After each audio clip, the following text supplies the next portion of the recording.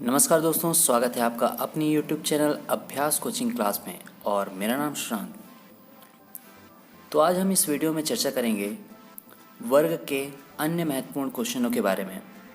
इसके पहले वर्ग के 2 वीडियो आ चुके हैं, यानी स्क्वायर के 2 वीडियो आ चुके हैं, जिसमें मैंने उनके बेसिक क्वेश्चन और वर्ग और आयत के एक साथ बनने वाले सवालों को समझाया है। जिन लोगों ने इसके पहले के वीडियो ना देखे हों वो प्लेलिस्ट में जाकर उन वीडियो को देख सकते हैं। आज इस वीडियो में कुछ अन्य महत्वपूर्ण क्वेश्चनों को मैं शामिल करने वाला हूं जो आपको एग्जाम में परेशान कर सकते हैं। तो चलिए इस वीडियो को शुरू करते हैं। तो पहला क्वेश्चन देखिएगा, the diagonal of a square is 4√2 centimetre. Find the diagonal of another square whose area is double that of the first square.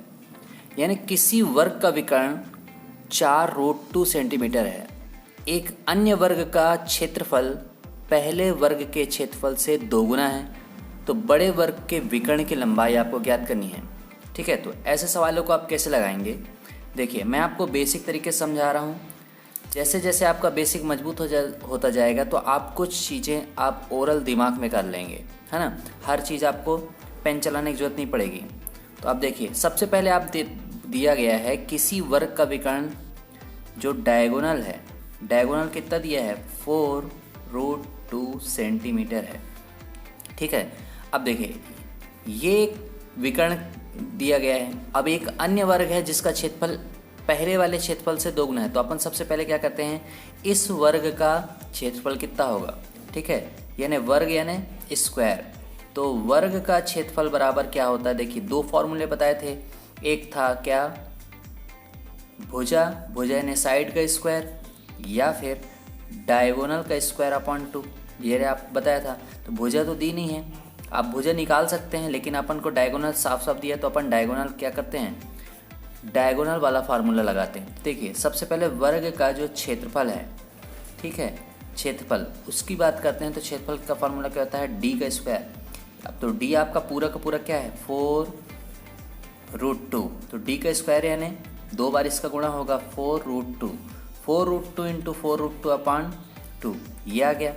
ये है आपका फार्मूला। तो इसको अगर अपन सॉल्व करते हैं तो 2 से कटता है, देखिए कितनी बार? 2 बार, तो 4 दूनी 8, तो 8 तो आपका आ जाता है। अब आप ध्यान दीजिएगा, √2 और √2 इनका अगर आप गुणा करते हैं तो रूट और रूट का जब गुणा होता है तो एक रूट हट जाता है, जो उसकी संख्या होती है वही बस आती है। तो ये कितना आ जाएगा? 2, तो 8 दूनी 16 सेंटीमीटर स्क्वायर। तो ये आ गया क्या? क्षेत्रफल। ठीक है ना। √2 का मतलब होता है यहाँ पर 2 की करनी, तो 2 का पेयर बन के एक संख्या बनती है, तो ये आ गया 16।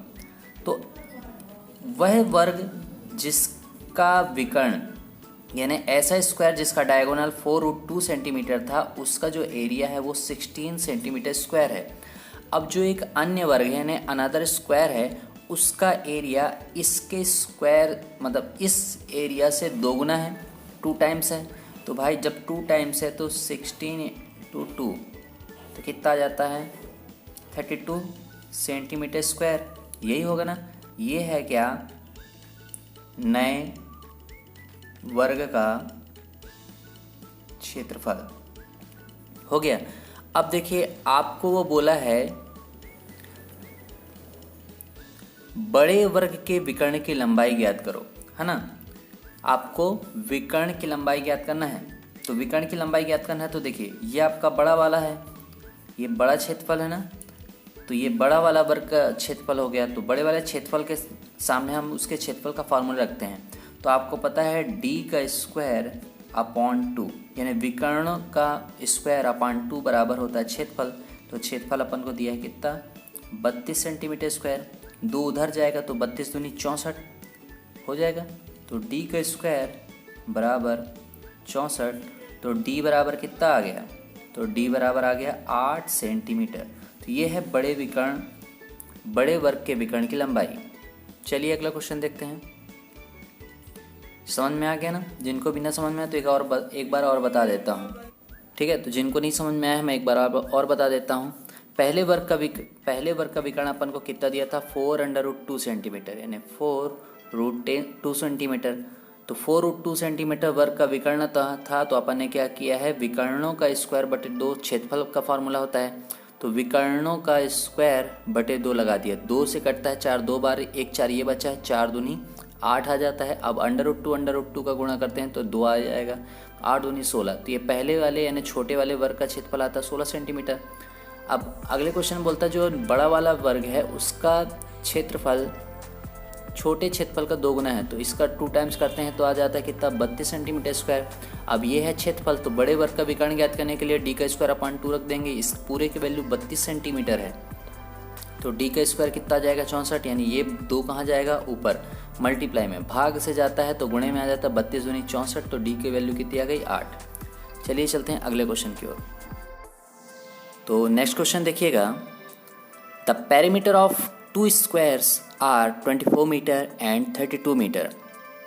Find the perimeter of a third square whose area is equal to the sum of the area of 2 squares. यहाँ पर आपको दिया गया है 2 वर्गों का परिमाप 24 मीटर और 32 मीटर है। आपको उस वर्ग का परिमाप ज्ञात करना है जिसका क्षेत्रफल इन दोनों वर्गों के क्षेत्रफल के बराबर हो। तो चलिए इस क्वेश्चन को कैसे सॉल्व करते हैं ये देखते हैं। देखिए, अगर मैं बात करूं फर्स्ट पेरीमीटर की, तो फर्स्ट पेरीमीटर आपको कितना दिया है, 24 मीटर, और सेकंड का कितना दिया है, तो आपको दिया है कितना, 32 मीटर। यह है पेरीमीटर।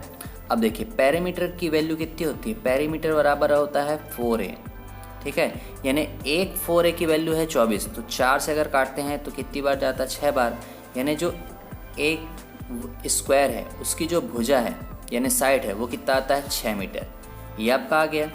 इसी प्रकार इस वाले का भी पेरीमीटर का फॉर्मूला क्या होगा, 4a, तो 4 से काटते हैं तो 8 बार,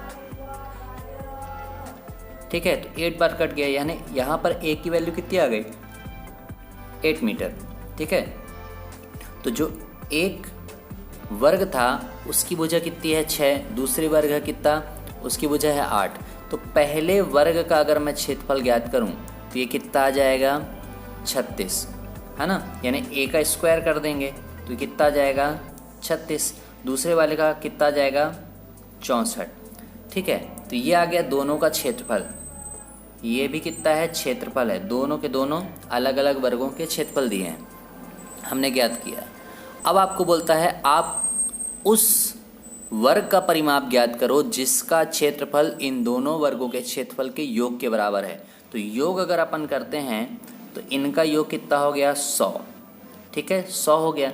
अब आप सोचिए इनके वर्गों के योग के बराबर उस दूसरे यानी तीसरे वर्ग का क्षेत्रफल है, यानी एक और वर्ग है जिसका क्षेत्रफल कितना है, 100 मीटर स्क्वायर है। तो जब 100 मीटर स्क्वायर है तो अपन इसमें समझते हैं क्षेत्रफल है, क्षेत्रफल बराबर भुजा का स्क्वायर यानी a का स्क्वायर, साइड का स्क्वायर, है ना, साइड मान लीजिए या a मान लीजिए, तो ये a का स्क्वायर हो गया 100, तो यहाँ पर a बराबर कितना आता है, 10, यानी साइड आ गई कितना, 10 आ गई, भुजा आपको आ गई 10, यानी जो तीसरा वर्ग है उसकी भुजा कितनी है, 10 मीटर। अब बोलता है परिमाप ज्ञात करिए, तो पेरीमीटर बराबर कितना होता है, 4a, तो 4 यानी 4 इंटू भुजा, तो 4 इंटू साइड यानी कितना होता है, 10, तो कितना जाएगा, 40 मीटर। तो ये है आपका तीसरे वर्ग का परिमाप। चलिए अब अगला क्वेश्चन देखा जाए। तो दोस्तों नेक्स्ट क्वेश्चन देखिएगा, the ratio of the area of 2 squares once having its diagonal double that the other is, ठीक है। तो आपको रेशियो ज्ञात करना है। यहाँ पर 2 वर्ग दिए गए हैं, तो बोलता है एक वर्ग का विकर्ण दूसरे वर्ग के विकर्ण का दुगना है, तो इनके क्षेत्रफल में क्या अनुपात होगा, ठीक है। तो आप जरा सोचिए, अगर मैं 2 वर्ग लेता हूँ, ठीक है, 2 वर्ग लेता हूँ, तो एक वर्ग ये हो गया जिसमें विकर्ण होगा ये, मान लीजिए अगर ये 1 है, ठीक है, अगर ये 1 है तो अगला जो विकर्ण होगा वो तो इससे क्या बनेगा, बड़ा बनेगा ना, क्योंकि इसका जो विकर्ण है इस वाले से दोगुना है तो ये 2 हो जाएगा। ठीक, विकर्ण यानी कि d, अगर ये d होगा तो ये कितना होगा, 2d हो जाएगा, ये 2d हो जाएगा। अब आप ध्यान दीजिएगा, यहाँ पर आपको क्रम पकड़ना पड़ेगा। पहले आपको ये वाला रखना है, क्योंकि आपको बोलता है ना once having is diagonal double that the other is, यानी इसको आपको पहले रखना पड़ेगा। तो आपको बोलता है दोनों क्षेत्रफलों का अनुपात, तो भाई ये हो जाए कितना, 2d इंटू 2d अपान 2, ठीक है, d इंटू डी अपान 2। क्षेत्रफल बराबर क्या होता है, विकर्णों का स्क्वायर बटे 2, विकर्णों का स्क्वायर बटे 2, यानी क्षेत्रफल का अनुपात चाहिए तो ये दोनों को रख दिए किसमें बराबर, 2 से 2 कट जाएगा, d से d कट जाएगा, ये आएगा कितना 4, ठीक है, ये 4 रेशियो, यहाँ पर कुछ नहीं बचा, मतलब कितना जाएगा 1, 4:1, 4:1 क्या हो गया, इनका अनुपात हो गया। तो दोस्तों नेक्स्ट क्वेश्चन देखिएगा, if the ratio of area of two square is 1:2 then the ratio of their parameters. यहाँ पर दो वर्गों के क्षेत्रफल का अनुपात दिया है 1:2, तो उनके पैरामीटर का अनुपात आपसे पूछा है, ठीक है। तो आप ज़रा सोचिए, आपको यहाँ पर केवल क्षेत्रफल का रेशियो दिया है, क्षेत्रफल का रेशियो दिया है, यानी आपको ना तो कोई भुजा बताई है, ना कोई मतलब ना तो साइड बताया है, ना तो डायगोनल बताया है, ना भुजा बताई है, ना तो विकर्ण बताया है, समझिए। तो आपको क्षेत्रफल का जो रेशियो दिया है 1:2 दिया है। मान लेता हूँ मेरे पास एक वर्ग है जिसमें जो साइड है वो बराबर 2 सेंटीमीटर। अगर 2 सेंटीमीटर है तो अगर मैं इसके क्षेत्रफल की बात करूँ तो कितना हो जाएगा, 2 का स्क्वायर यानी कि 4। अब ये जो 4 सेंटीमीटर स्क्वायर है ये मेरा क्षेत्रफल है। मान लेता हूँ ये जो 1 वाला है, 1 की वैल्यू 4 है, तो भाई इसकी वैल्यू कितनी हो जाएगी, ये तो दोगुना है तो 8 हो जाएगी अपने आप, है ना। यहाँ मैंने अपने से मान लिया 2 स्क्वायर, तो ये हो गया 4, 4 की वैल्यू 4 हो गया मेरा पहला वाला क्षेत्रफल। तो अब दूसरा वाला दुगुना है तो ये कितना हो जाएगा, 8। अगर ये दोगुना है 8 तो अपन इसको सोचते हैं, यानी ये भी तो क्षेत्रफल है। क्षेत्रफल का फार्मूला क्या होता है, a का स्क्वायर। तो a का स्क्वायर की वैल्यू अगर 8 है तो हम भुजा की वैल्यू ज्ञात करते हैं, तो ये आ जाएगा कितना, √8, यानी आ जाएगा 2√2, ये आ गया। अब देखिए, पहले वाले की साइड अपन ने मानी थी कितना, 2, और दूसरे वाले की साइड आ गया कितना, 2√2 आ गया। अब अपन को पैरामीटर ज्ञात करना है, तो पैरामीटर ज्ञात करना है तो भाई ये हो जाएगा 4a, ये भी हो जाएगा कितना 4a। अब इसका 4a कितना हो जाएगा, 4 × 2, और इसका 4a कितना हो जाएगा, 4 × 2√2, यही हो जाएगा।